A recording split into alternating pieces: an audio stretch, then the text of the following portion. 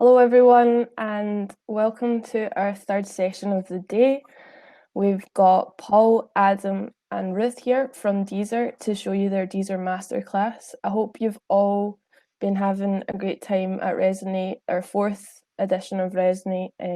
I'm Kaylee, the event coordinator for Resonate, so if there's any problems at all, then please just drop me a message in the chat box on the right-hand side. And if you could all just please drop as many questions as you want into the chat box at the side, I'll moderate them to the team at the end. And without further ado, I'm going to pass you over to Ruth, Paul, and Adam for their Deezer Masterclass. Thank you. Thank you. Thanks for the introduction. Hi, everyone.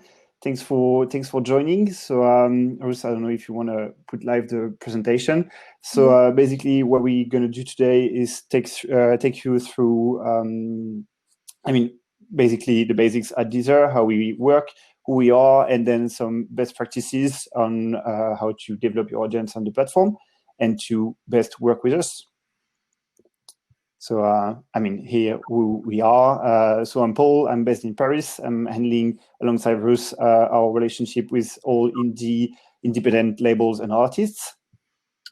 Yeah, I'm Ruth. I work alongside Paul in the global artist marketing team here at Deezer, also handling the independent labels, and I'm based in London. And I'm Adam. I'm the UK and Ireland editorial lead and the global alternative music editor. So basically, I'm in charge of playlists and content on the platform and keeping users engaged on the platform.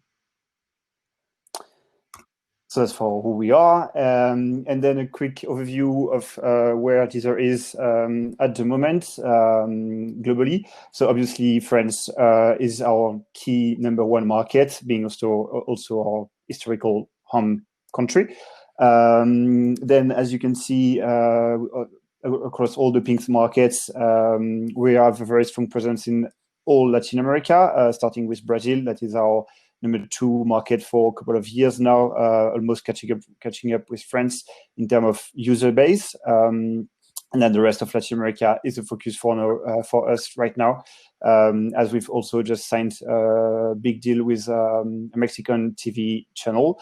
And then coming back to Europe, Germany is our third biggest market at the moment, with a big team in Berlin. The UK is also a focus for us, with a strong team again in London. And then the Middle East, North Africa region has been a focus for, and still is a focus for, the last 2 years, I think. So that's for our key markets. And then you can see in all orange markets, that's countries where we have a team on the ground, an digital team on the ground as well, to adapt all the playlists to local music, to local programmation. And then in blue, all the territories where we are available without any team on the ground. So that's for our presence in the world right now, and we have 16 million active users currently. So it's me. So I'm going to give you a quick overview of editorial at Deezer and playlists and content and things like that. So to start off with, we have a global editorial team. These are the genre experts in their space. We have 8 of them, ranging from my role in Indian alternatives through to jazz and classical, and we have a global moods editor as well. And then what happens is we liaise with local editorial teams, which, Ruth, if you could go on to the next slide, please. We have 32 local music experts on the ground. They cover all of these key markets for us, and their aim is to make each offering within these countries feel as relevant and as exciting as possible. They work in harmony with the global genre editors. Local editors will work with different genres in different ways. So the best example I can give is here in the UK. I do a lot of work with UK rap, even though global rap is very big, and obviously it leans on the US proposition. UK rap, as you all know, is extremely huge here, so I have quite a wide offering, whereas in the rock space, a lot of rock actually overlaps globally from what our UK offering is. So there's a lot more constant discussion with our global rock editor, Rod, about what we can do with the UK artists that are blowing up and how we can support them on a global level. but also I lean on his playlist offering because it is completely relevant for this market. Some of these local genres are the biggest genres in their countries. So in Brazil, sertanejo, which is something you may not have heard of, is massive. It's bigger than pop and everything like that. So it's really important to have specialists on the ground that understand these genres, and they create vibrant offerings that can't be matched by any other DSP. Next slide, please, Ruth. So I thought I'd give you a quick overview on some of the playlists that we do. This is both from a global level and a local level. So we have the key hits playlist, which is typically the biggest tracks in the country right now. And we also have a global equivalent of that. We have what we call our genre flagships, which are the best songs within the genre at that moment in time. So that's from rap to jazz to classical, you name it, we've got a genre flagship. We have subgenre playlists, and this is where we start to dig deeper and deeper. This is where the genre specialists and the local specialists really get their hands dirty and deep dive into anything from house through to grime and everything like that. So we have a wealth of subgenre playlists which feed into the genre flagship playlists. Obviously, we have our new release playlist, which is updated every week on a Friday.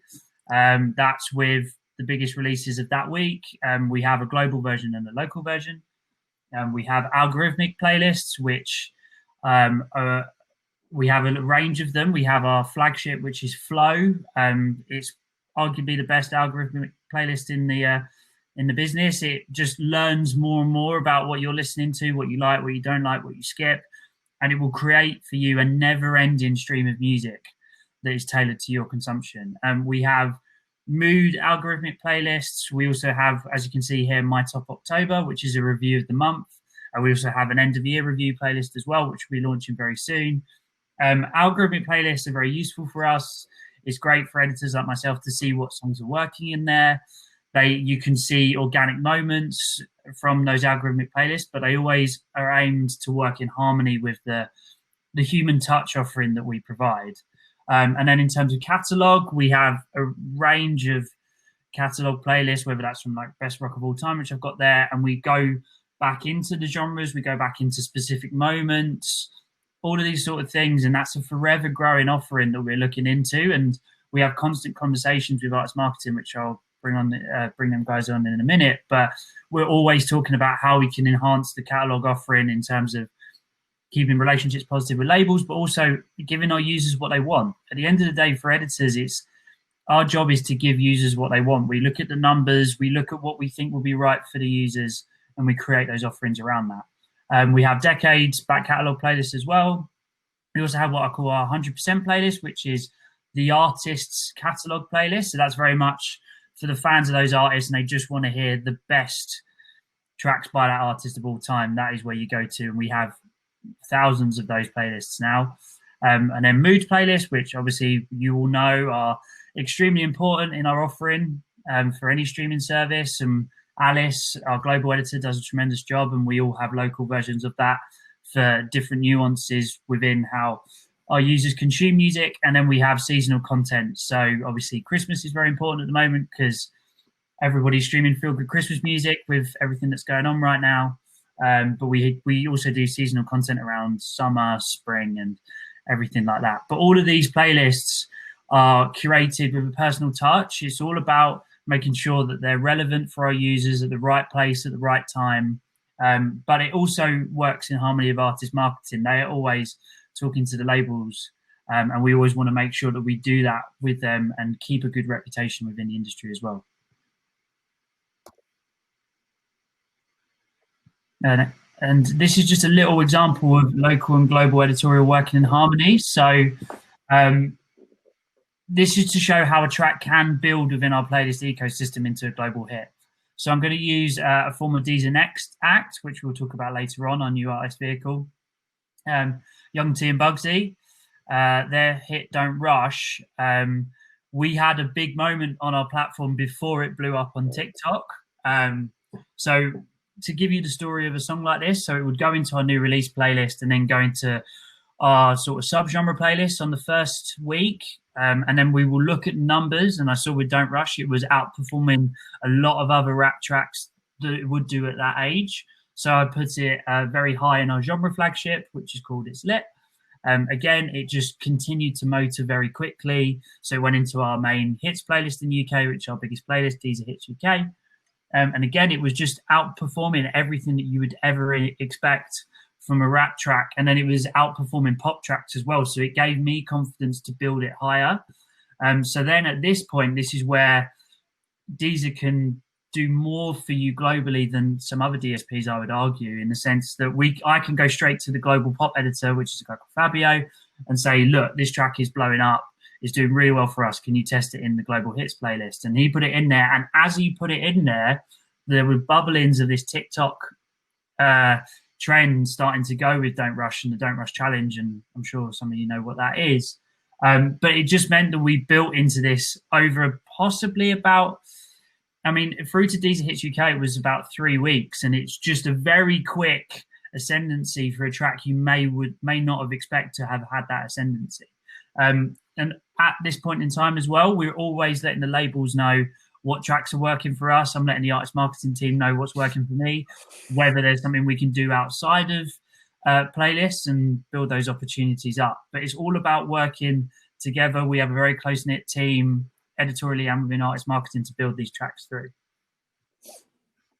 Cool, which leads us on to the next point. So Adam just highlighted that important relationship between our global and local editors and the impact that can have on really growing a track and building momentum to take it to the next level.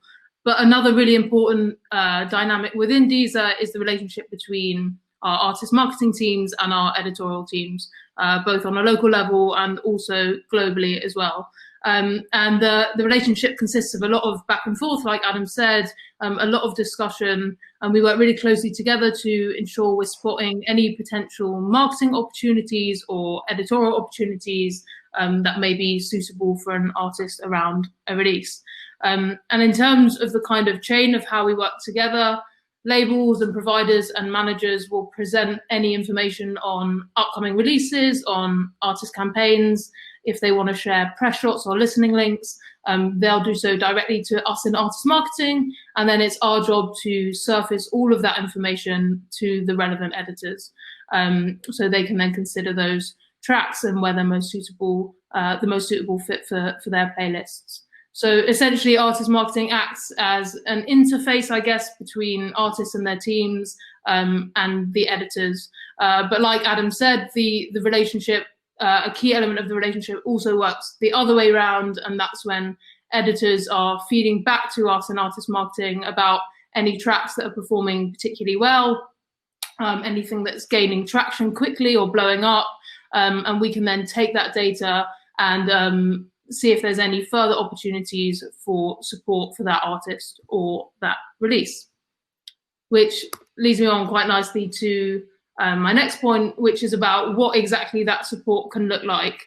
And the ways in which Deezer can support an artist or a certain release can be broken down into 2 main brackets. The first one being in-app support, and shortly we'll come on to out-of-app support. But in-app support, I've got a few examples here, refers to the ways we can promote a release within Deezer itself, so on the platform. A key aspect of that, of course, being playlisting, your track being featured in any combination of those playlists that Adam laid out just a minute ago is, of course, a key component of any campaign. When artists and their teams are looking to engage with Deezer, that's something, one of the main things that they are looking for. But another big aspect of in-app support is about visibility on the platform. And there's lots of opportunities for artists and releases to be highlighted within the platform, whether that's on our homepage worldwide or in one of our local markets. We've got a feature called Slideshows, as you can see in the example here, and that's a feature where we can highlight a specific piece of content or a specific release for a certain amount of time. And another place within the platform where we can highlight those releases is within our dedicated genre channels. So each of those looks slightly different and is comprised of different features, but a couple of examples within those is we have an album of the week feature in many of our main genres. We have new release modules. We have trending artist carousels. So plenty of opportunities for releases to be highlighted there. And finally, on in-app support, we come to CRM, which refers to in-app or push notifications, which are sent to fans or top streamers of an artist to notify them about a recent release. And the bracket of users we're targeting in those can be expanded to reach fans of a certain playlist, fans of a certain genre, fans of similar artists, and a few more brackets as well. So they're just a couple of ways we can support in-app. And then we come on to, let me change the slide, out-of-app support, which are the ways that beyond Deezer, we can continue supporting. One of which being, of course, via our social media channels. We've got an amazing social media team who have developed a number of different formats for artists to engage with. So if we are working with an artist and their team on a campaign, a key component of that is often a social piece. Which one depends on the size of the artist or the genre potentially, or if we're talking about new releases or catalog releases, but there's something for everyone, and we have lots of fun and engaging formats for artists to participate in. And when we do so with an artist, there's an expectation that as well as those posts being put out on our global Deezer social channels, artists will also be posting those on theirs too. And then from there, we can boost those posts, put a bit of ad spend behind it, and really try and maximize reach and engagement with those via that. And finally, on out-of-app support, we run dedicated digital marketing campaigns on our own Deezer original content, but another place where artists can get involved with that is through our acquisition campaigns, where when we're running ads, TV ads, web ads, often a track or an album artwork from an artist will be featured within those. So we'll come on to a couple more bits of our original content that Paul's going to talk you through now. Yeah, so in addition to everything we can commit to support an artist, we're also offering a wide range of opportunities on a seasonal basis that are curated playlists, original contents, and some other bits. So for instance, the curated playlists are split between global and local ones again. We either involve an artist on a seasonal activation to enhance what the digital team is doing for Pride, for instance, International Women's Day. So that's a good opportunity for an artist to get more visibility around dedicated events. And then we also have all the original contents we are already focusing on at the moment. So the last one you might have heard of was Inversions, where we gathered the 10 most exciting indie and alternative artists to cover their all-time favorites.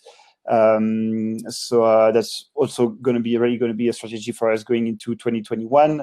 Really allows us to involve artists in a funny and creative way to also expand their fan base in the way that covering new songs will allow us to playlist tracks in different genres, also to push it in other local territories. So that's really a key focus for us and a very strong opportunity that we offer. And all those opportunities are available globally, but also have local equivalents. For instance, Certified is a UK rap dedicated takeover. France, Brazil, they all have their own local opportunities as well. So that's for our original contents. And aside of those original contents, an activation that is really important for us to continue building the story around an artist we truly believe in are our Deezer sessions. So to run those sessions, we have a studio in our HQ in Paris. And then, we are eager to invite any artist to perform a 3-tracks session in the studio. And basically any size of artists, we're not focusing big ones or wherever. The idea is really to have this opportunity open to anyone. And the idea is to come in the studio, record the 3 tracks. We ask for alternative versions of existing tracks of the artist, plus a cover song. The idea of asking for those alternative versions in the cover is again to allow us to push the artist to other users through other genre playlists, through mood playlists. For instance, if an indie artist will do a more chill version of a track or a more rock upbeat version of his own track, then we could place the track in a mood chill playlist or in a rock heavy tempo playlist. And for the example that we have on the slide with Georgia, she performed the cover of Madonna that allowed us to place the track in pop playlists, so playlists that she doesn't usually reach with her usual music. So it was a great moment to extend the fan base and also to extend the history around the album. And of course, while we're in the studio, we're filming those sessions to promote them then on social media, and our socials and the artist socials. And we of course enjoy this moment to record a couple of other bits to develop even further the story around the artist and his music. Next slide, please. And now that we've talked about all what we do editorially, artist marketing wise, to grow an artist, we wanted to take you through a recent case study with our Deezer Next UK, Joseph. So Deezer Next is our program for developing artists. Each local markets have Deezer Next that they're working with local artists. So for us last year in the UK was Joseph. I don't know, Adam, if you want to have a few words about why we picked Joseph and the launch of the campaign. Of course. With Joseph, it was very much his music was working very well for me in terms of mood playlists really early on, which is obviously a great sign. We always try to look for artists that are having a connection within the local scenes and just within local audiences, and Joseph I think is a perfect example of that. We've done that with artists in the past, like I alluded to Young T and Bugsy with the Nottingham rap scene, and these are things we always want to do, is focus on those artists that represent where they're from and just have a really authentic sound, and Joseph is the perfect example of that. So that's what brought us to choose him back in February. From the launch of the campaign, we committed to heavy local editorial support, coupled with a PR social announcement about the launch of this year's Deezer Next. Then in May, we had him part of our home sessions. So while we all were in lockdown, we had 20 artists performing home sessions from where they were around the world. Joseph was one of them, and it was a big moment for us to expand the reach outside of the UK, because he performed the cover of Aretha Franklin, absolutely smashed it. I can only recommend you give it a listen.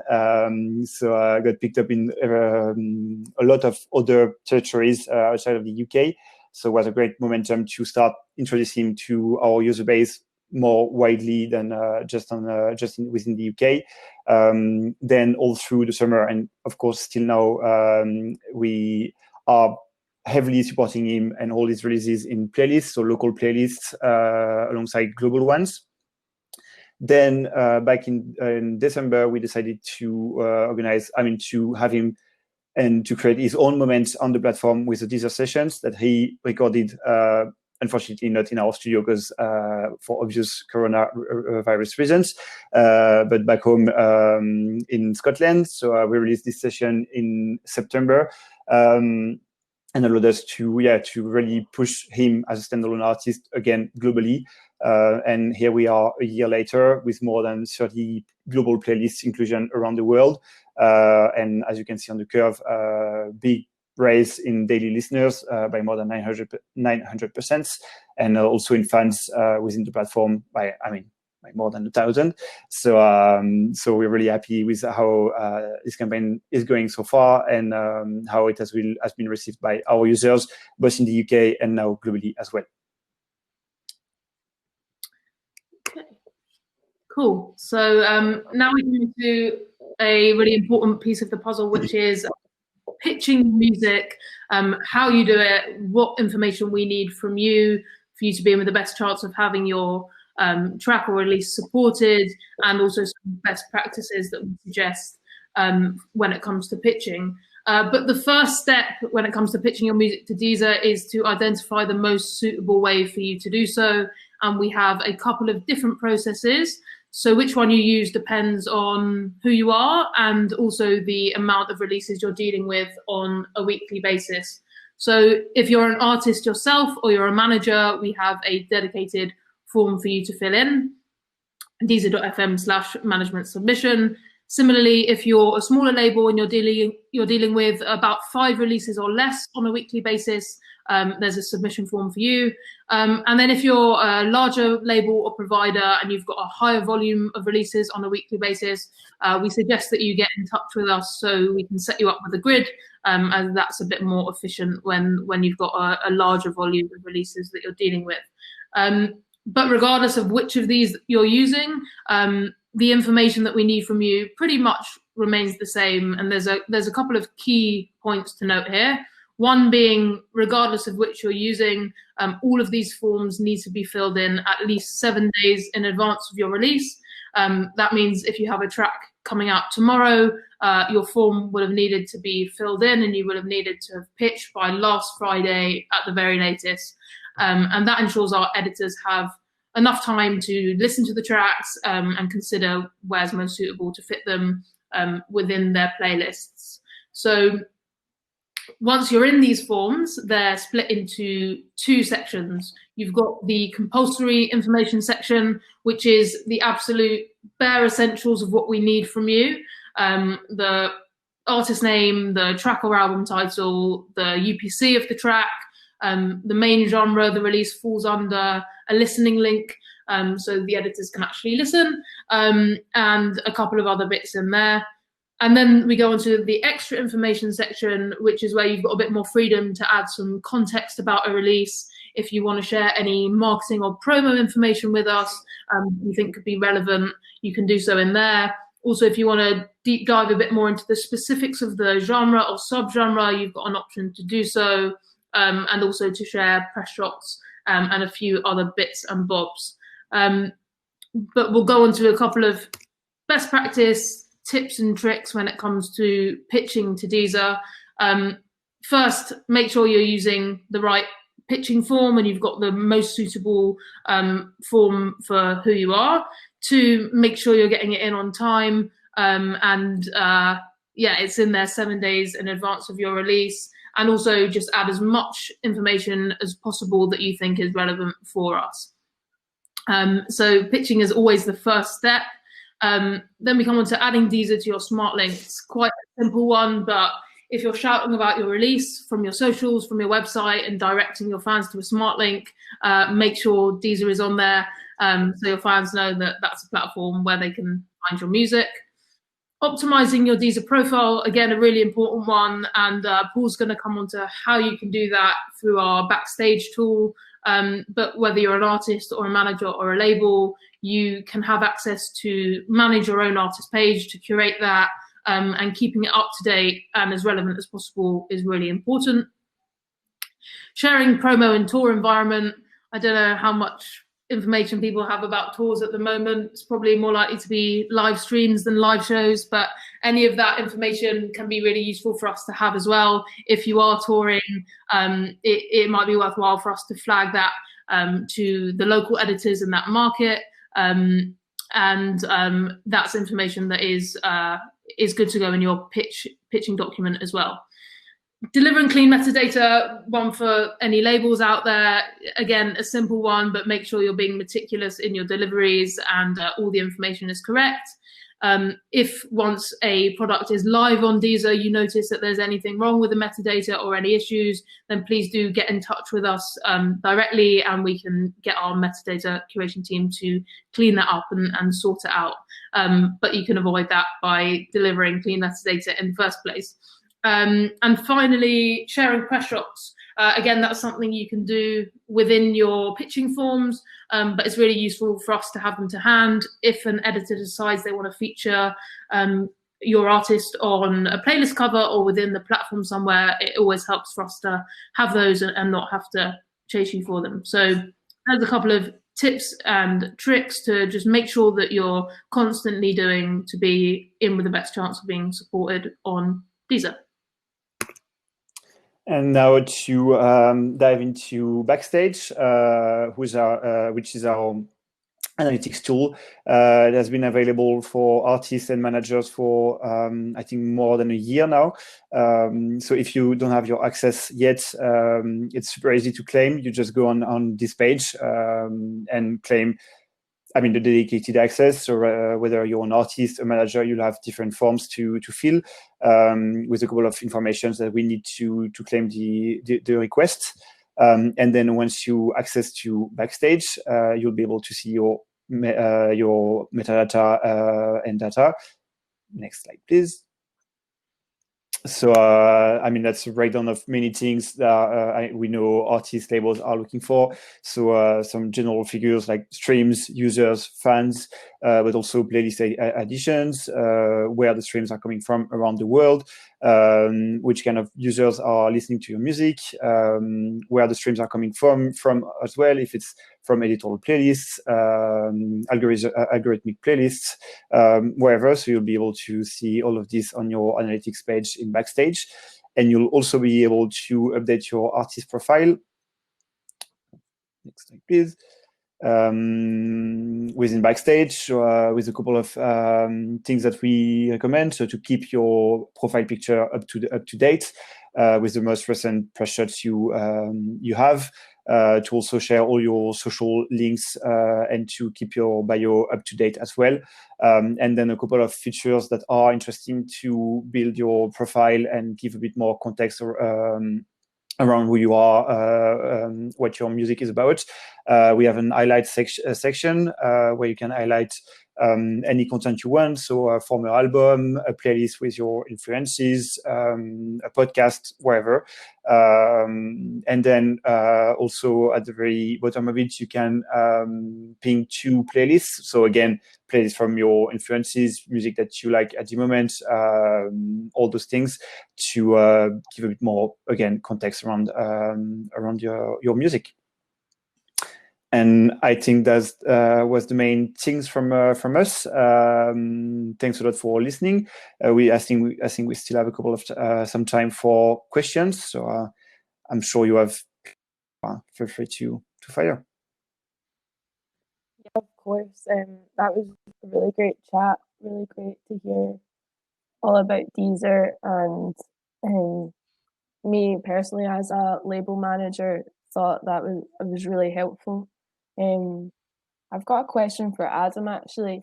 How would you say, how important is the song length when you're deciding and placing in a playlist? For example, if I submitted an 8-minute long track, can that be worse on yourself than a 3-minute track? How does the length of a song really affect the consideration? That's a good question. For me, I would say it's all about the quality of the music itself. So whether it's a good song or not has to be at the heart of any editorial decision that we make. It's not down to, I don't just look at a number on the length of the song and just go, "I'll forget that, we'll just move on." It's very much down to whether the song's any good. And when I'm listening to these tracks, I'm already imagining where they could potentially fit. Obviously, in certain playlists, whether that's a mood playlist or a frontline playlist, the length you can get away with different lengths in different places. So, for example, like in a chilled acoustic playlist, track length is a lot less important. Like you can have 11-minute tracks and it's absolutely fine because it's a lean back experience. It doesn't matter. So it really depends on the type of track, where we're trying to look to fit it in, what type of user base the playlist is designed for, and then you can make the decision around it. But I'm not specifically looking at whether a track is a certain length and then just binning it on the back of that. It's very much whether the song's good or not. Yeah, and how it's very much about the mood, I feel, with the DSPs, and as you say, how a song just fits in a playlist. So, I mean, another question I was thinking of is, like, how likely are you to support an artist who, say, is being heavily supported by the likes of Spotify or another DSP at the time? I mean, at the end of the day, like, I think we've said, our job is to provide our users with content that we know they're going to like. We're very much not a tit for tat DSP. It's very much down to our users. I mean, they're technically paying us to provide them good content, right? So if they're listening to certain music and certain genres, that's what we're going to do. We're not very much, obviously some people like to hang their hats on artists, and obviously we gave a great example of what we've done with Joseph, but that's very much the focus is on building Joseph within our user base because we've seen the potential. It's not down to, oh, he's not being supported by Spotify and Apple, etc., because he is, because he's a great artist, and rightly so. Obviously, in some of the originals that Paul and Ruth have mentioned, there are tracks there that are exclusive to us and our service. Obviously, those tracks aren't available on the other DSPs, and they have their own equivalents as well. But we're very much down to creating the best audio experience for our streamers. That's always the plan. The sort of industry, oh, such and such has pinned their hat on this artist, doesn't really stop us from doing anything. Great, thank you, Adam. I've got a question here from Theo. The live music, although there is no current live music industry at the moment, where are the largest sources of income for the industry? Do you guys have a plan on how to tap into it by the time lockdown is lifted? Okay, so it's how do we plan to tap into the live music industry? So events is definitely something that we do and that we will hopefully continue to do going forward when things go back to normal. One thing we were doing in London pre-lockdown was we had a partnership with a venue called H Club, where we'd invite artists down to perform for their top fans and streamers from the platform, competition winners, and we'd record that and release it as a Deezer session. We also started but had to quickly stop an activation where we turned one of our flagship playlists into a live event, which took place in Paris, where we had our flagship rock playlist called Rocket, and we had bands come and play and had that as a live event. But definitely events are important for us, an important part of an artist campaign, and something we'd look to do with artists when starting conversations with their team. So hopefully that can continue as soon as possible. If I could just jump in and mention a couple of points as well, like we've always looked at doing these events like bespoke to the artists. So, like for example, we've done sort of homecoming type shows. So we've done gigs with artists at their first ever venues that they performed at. We're always looking at unique ways that we can do that, and obviously this year has prevented that, which is a real shame because we did have some big ideas that we've had to put on hold. But we're always looking at the opportunities with that. And the other thing to flag is we have a presence in the live space because we are an official partner with the Hydro, and we're also an official partner with Manchester Arena as well. So we have a presence in that sense as well, and we lean on those partnerships for potential opportunities as well. How often would you suggest that artists make releases and put out releases? I mean, I'll go on. That's a hard question, I guess, because it really depends on the project. I mean, obviously, there's this thing now that if you stay present on the platform with regular releases, it's going to help you grow your audience. But I think what's important is also to have a precise view of where you want to go within, 3 to 6 months. So not just through regular releases, but to have an objective and an end where you would and a goal that you want to achieve. So whether it's an EP at the end or the start of a new thing or wherever. So I think that having this view, an overview of the project is, I think, for us also super important, rather than just having regular releases. And also, even though you're keeping releasing regular things over the months, I think it's also a key factor to have your highlights moments already picked in the way that all your releases won't going to work the same way. So you already know which one are going to be the main focus and are the strong points of the campaign, are also for us key factors to know to help the artist and push in his or her direction. So just to reiterate, for example, if an artist is just starting out, they only have, say, 200 likes on Facebook, like they can still pitch their music to you, and if you like the sound of it, that you're not going to always like consider the social media numbers. Is that correct? Yeah, absolutely. I mean, everyone starts somewhere, right? You can't knock people for not yet having a big social following. I mean, like Adam said, it all really comes down to the music. If there's potential in it, if an artist is exciting and we're excited about it and we think it will work for our users, then there's no reason why those tracks won't be featured. Adam, I don't know if you want to add anything else to that. No, I think that's you put it perfectly, mate. Like, it's very much down to the from my perspective anyway, the way the track sounds and whether we have potential fits for it. Then we see it connect with an audience, then we can build it into bigger playlists that gets a bigger audience, etc., etc. Obviously, a top level artist that has an established fan base has the opportunity to go into something slightly bigger slightly quickly, of course, because it can connect and everything like that. But there's nothing at all against an artist that's super small. If it's great and we love it, we're going to support it. I mean, there's numerous examples, and I'm sure, Ruth and I could go on for ages about where we find artists that are performing really well and we keep elevating them whenever they can, and they're starting from scratch, and it's even less than 200 likes because they're brand new. It's very much just down to what we're providing for our users and finding the specific pockets that we believe all this great music can fit in. I think thank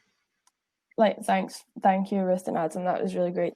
I think something that's really interesting as well when I'm watching panels and discussion is trying to find out, would it be okay if we go around each one of you and just say, how you ended up in Deezer and what your kind of path in the music industry has been so far?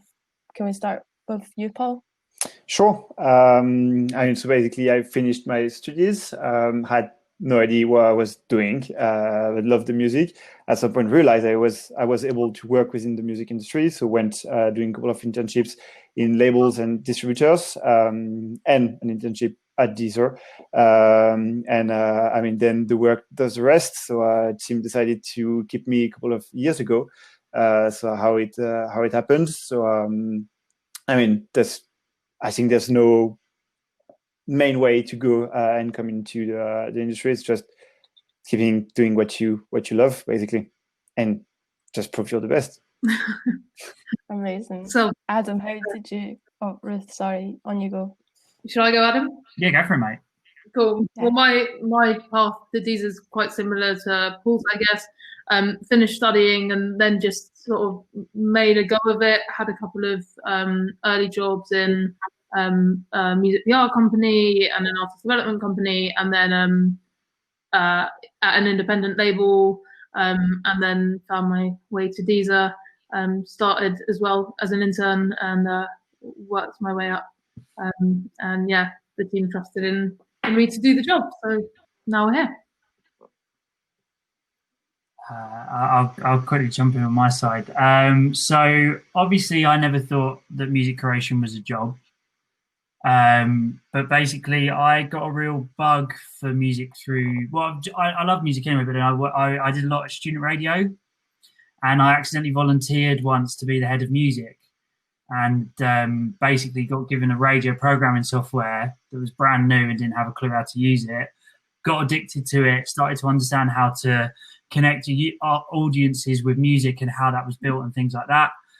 My background is economics and finance, so it was like using the numbers side and the strategy side of that. I was very fortunate when I got out. I worked for Mute Records for 6 months, learned the ropes in terms of how an independent label works, which was incredible.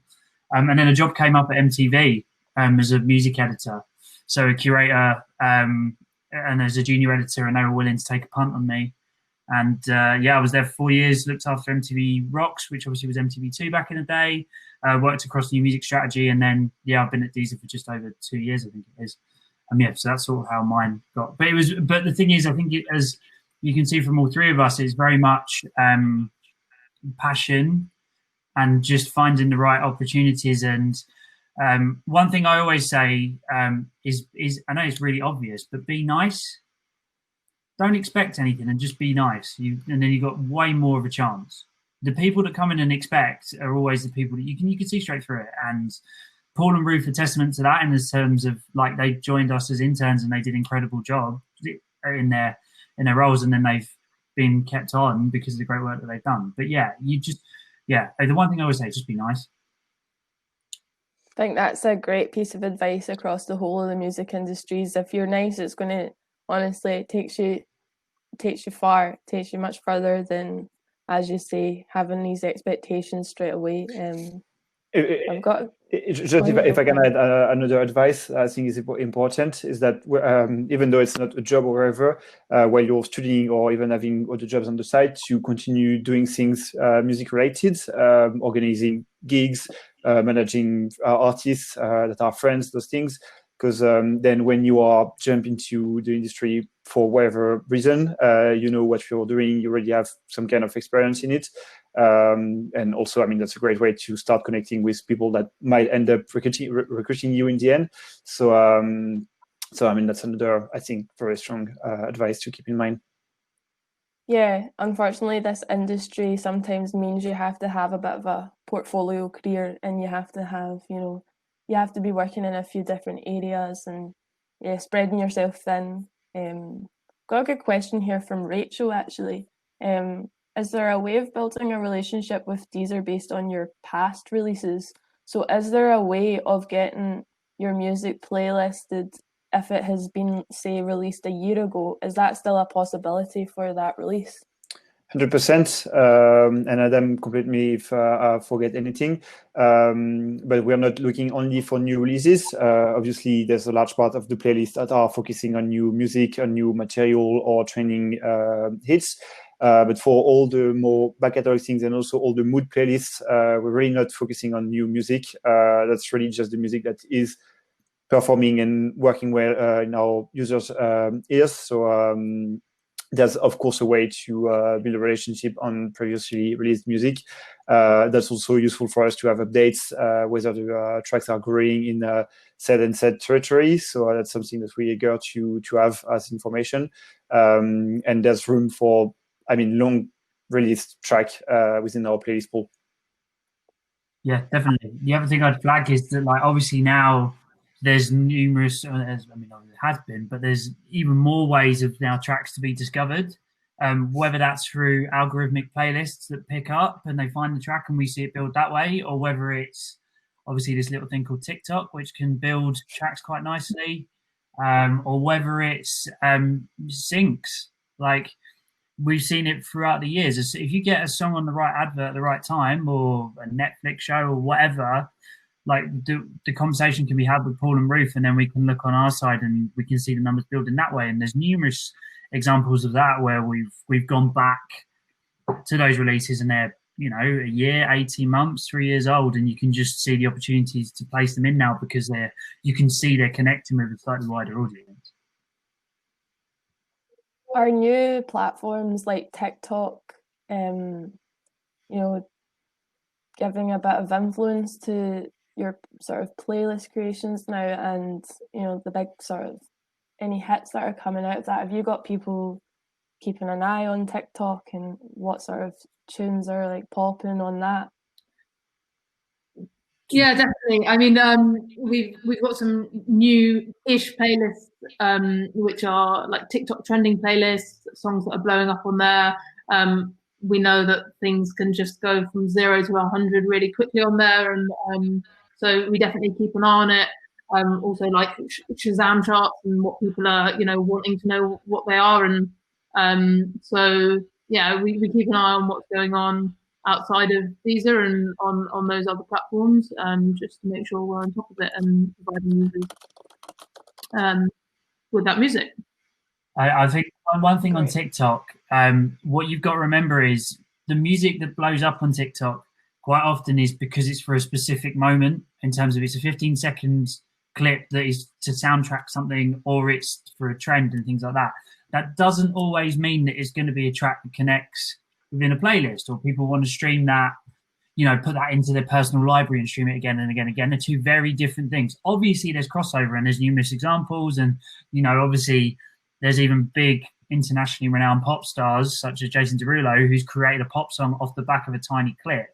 So it's showing that it can work, but there are also a lot of TikTok songs that will not go beyond that TikTok trending playlist and things like that Ruth's alluding to, and actually may not do that well in terms of the long tail of a library, because it's for a specific moment. So from a playlisting perspective, outside of the sort of trending side, it's very much case by case and whether it suits the users and the experience that they're expecting to receive.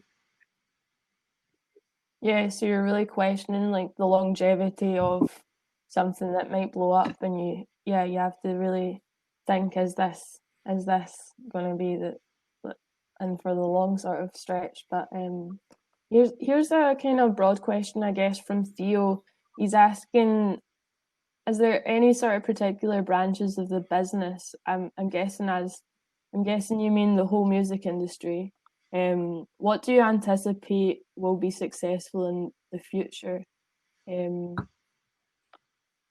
anyone has anything to add on that, I mean, I'm sure there's a lot kind of coming through on the tech side with blockchain and sort of instantaneous royalties and stuff like that. But what's your thoughts, Ruth, on the sort of future of the music industry? We'll go with that. It's a tough one, isn't it? I mean, we definitely see that the music industry is increasingly like data driven, and that's really important. Tech's really important. Companies like TikTok and Twitch and the partnerships they're making with artists and labels and managers is constantly growing. So I'm sure it's going to be an area that keeps blowing up, and streaming as well just continues to grow and grow.